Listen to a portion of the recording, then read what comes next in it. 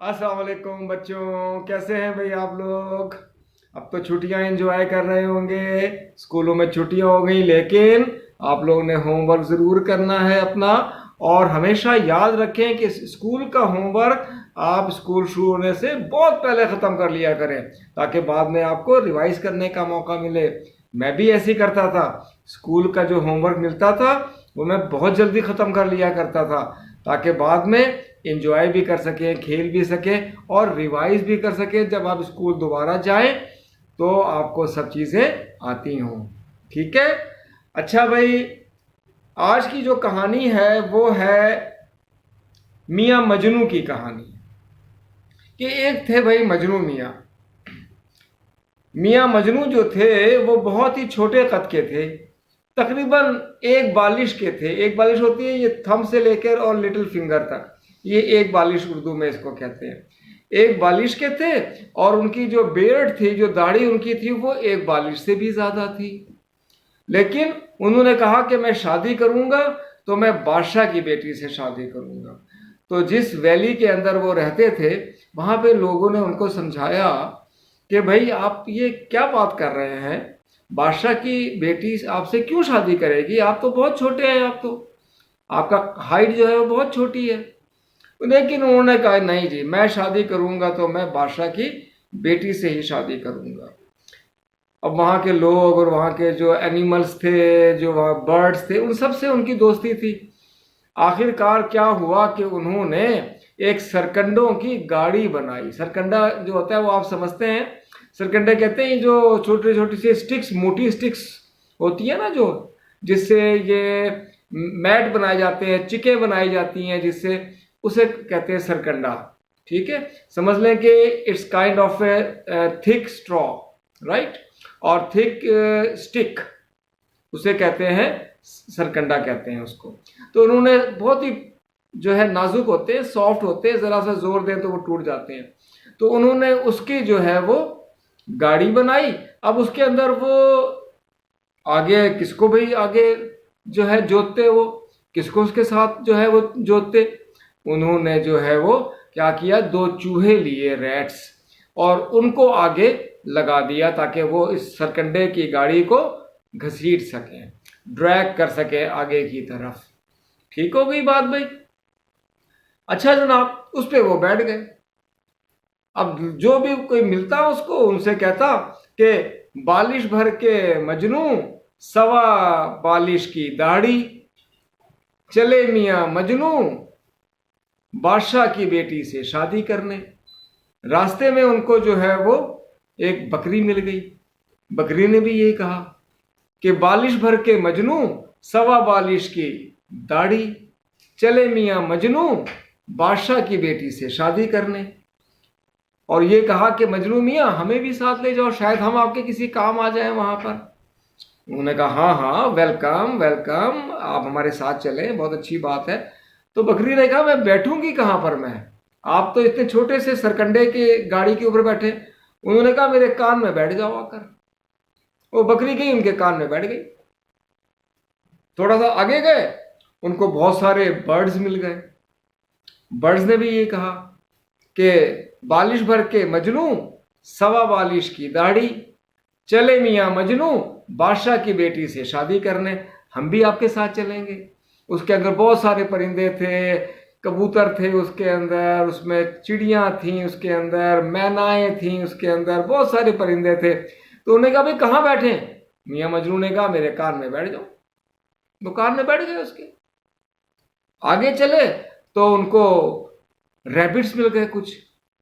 Rabbits ने भी यही कहा कि बालिश भर के मजनू, सवा बालिश की दाढ़ी, चले मियाँ मजनू बादशाह की बेटी से शादी करने के लिए, हम भी आपके साथ चले। उन्होंने कहा हाँ भाई चलो, तुम भी चलो साथ। कहाँ बैठे, कहते हैं मेरे कान में बैठ जाओ।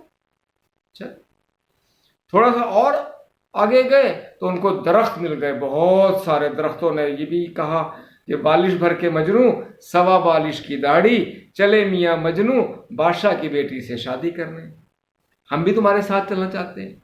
मजनू साहब ने कहा आओ कान में बैठ जाओ। वो कान में बैठ गए। थोड़ा सा आगे गए तो उनको एक समुंदर मिला, बहुत बड़ा समुंदर। उसने भी यही कहा। और कहा कि मैं चाहता हूं कि मैं भी आपके साथ चलूं, ताकि अगर आपको कोई मुश्किल पेश आए तो मैं उसको सॉल्व कर दूं। तो मैं कहाँ बैठूं? उन्होंने कहा आप कान में बैठ जाओ। कि पूरा का पूरा समंदर जो है वो कान में बैठ गया। अब वो चलते गए, आखिरकार बादशाह के कोर्ट में, दरबार में पहुंच गए। अब जब वो वहां पहुंचे तो लोगों ने कहा भाई ये कौन आया, कौन आया, कौन आया? उन्होंने कहा भाई मैं बादशाह की बेटी से शादी करने आया हूं, मुझे बादशाह से मिलाओ।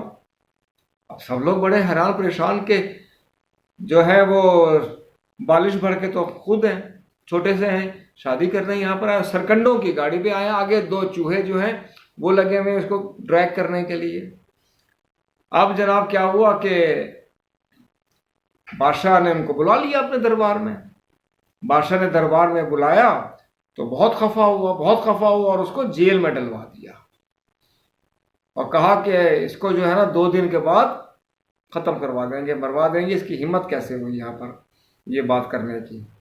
अब जनाब वो जब जेल में थे तो बड़ा परेशान कि क्या करें। भूख लगाई तो भैंस वहाँ मौजूद थी, बकरी मौजूद थी उनके कान में। उन्होंने बड़े आराम से जो है वो दूध पिया, मोटे ताजे भी थोड़े से हुए, सेहतमंद हो गए, उनमें एनर्जी आ गई उनके अंदर। और उसके बाद सोचने लगे कि मैं क्या करूं। आखिरकार उन्होंने जनाब क्या किया, उन्होंने कहना शुरू किया कि गाजर की पेंदी, पेंदी कहते हैं वो जो गाजर का एंड वाली जगह जो होती है ना, हार्ड सी जो होती है, बॉटम समझ लें, जो सबसे बॉटम होता है गाजर का, उसे कहते हैं पेंदी। वैसे भी पेंदा जो है वो बॉटम को कहा जाता है। किसी भी बर्तन का जो नीचे वाला हिस्सा होता है उसको पेंदा कहा जाता है, उसको उर्दू में बॉटम जिसको बोलते हैं। कि गाजर की पेंदी, गुलखेरे का फूल। गुलखेरा एक फूल का नाम है जो उनके ज़माने में उनकी वैली में हुआ करता होगा। गुलखेरे का फूल, निकल मेरे खरगोशों, दिखा अपने करतूत। अब जनाब सारे खरगोश जो थे वो कान से बाहर निकले और उन्होंने जो है वो कुतरना शुरू कर दिया। जेल के जो आगे लगे हुए थे, आयरन लगे हुए थे, उसको कुतरना शुरू कर दिया। कुतरते गए, आखिरकार जेल टूट गया। उसके बाद उन्होंने फिर कहा, गाजर की पेंदी, गुलखेरे का फूल, निकल मेरे खरगोश को पहले कहा, उसको निकल मेरे परिंदे, दिखा अपना करतूत। परिंदे सारे बाहर निकला, करतूत दिखा, चै चै चै चै करने लगे, सुबह सुबह चै चै करने लगे। बादशाह की आंख खुल गई, परेशान हो गया बादशाह कि ये क्या हो रहा है। उठ के बैठा। अब उनके कान में मक्खियां भी थीं भाई। उन्होंने फिर कहा, गाजर की पेंदी, गुलखेरे का फूल, निकल मेरी मक्खियों, दिखाओ अपने करतूत। मक्खियां निकली और वो आके जो है बादशाह को खूब चिपट गई। बादशाह बेचारा परेशान, क्या करूं क्या ना करूं।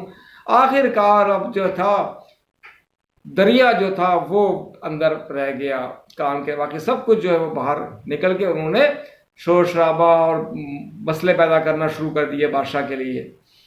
आखिरकार उन्होंने कहा कि गाजर की पेंदी, गुलखेरे का फूल, निकल मेरे दरिया और दिखा अपने करतूत।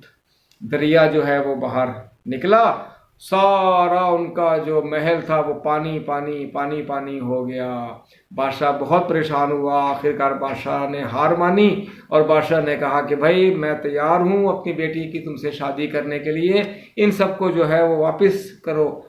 उसने फिर सबसे कहा कि आओ आके मेरे कान में बैठ जाओ। दरिया आके बैठ गया, भैंस बैठ गई, बकरी बैठ गई, मक्खियाँ बैठ गईं, जो रैबिट्स थे खरगोश वो बैठ गए, जो परिंदे थे बर्ड्स थे वो सब आके उसके कान के अंदर, दरख्त जो थे वो भी आके कान के अंदर बैठ गए।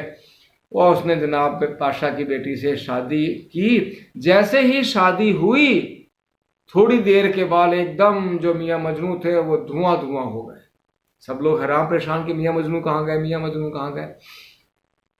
देखते हैं कि बहुत ही खूबसूरत हैंडसम सा एक लड़का चला आ रहा है, लंबा कद उसका, बहुत अच्छी उसकी सेहत जनाब, गोरा रंग, खूबसूरत उसके बाल, और चला आ रहा है वो। तो लोगों ने पूछा भाई ये कौन है। तो उस लड़के ने कहा मैं वही मजनू हूँ। दर हकीकत हुआ ये था कि मैं जब अपने इलाके में था, अपने वैली के अंदर जब मैं था वहाँ पर, तो मैं जब बाहर गया तो मैं परिंदों को और दूसरे जानवरों को मैं तंग किया करता था, और उसका रिजल्ट ये निकला कि एक दफ़ा जब मैं एक खरगोश को मैं तंग कर रहा था तो दर हकीकत वो जिन था, और उस जिन ने मुझे जो है वो इतना छोटा बना दिया। उसे इतना गुस्सा आया कि मैं छोटा सा एक बच्चा बन गया, मैं छोटा सा, बहुत ही छोटा मेरा कद हो गया। और उसने कहा कि अगर तुम बादशाह की बेटी से शादी करोगे तो तुम दोबारा जो है वो अपनी असल फिजिक के अंदर आ सकोगे, अदरवाइज तुम कभी भी नहीं आओगे।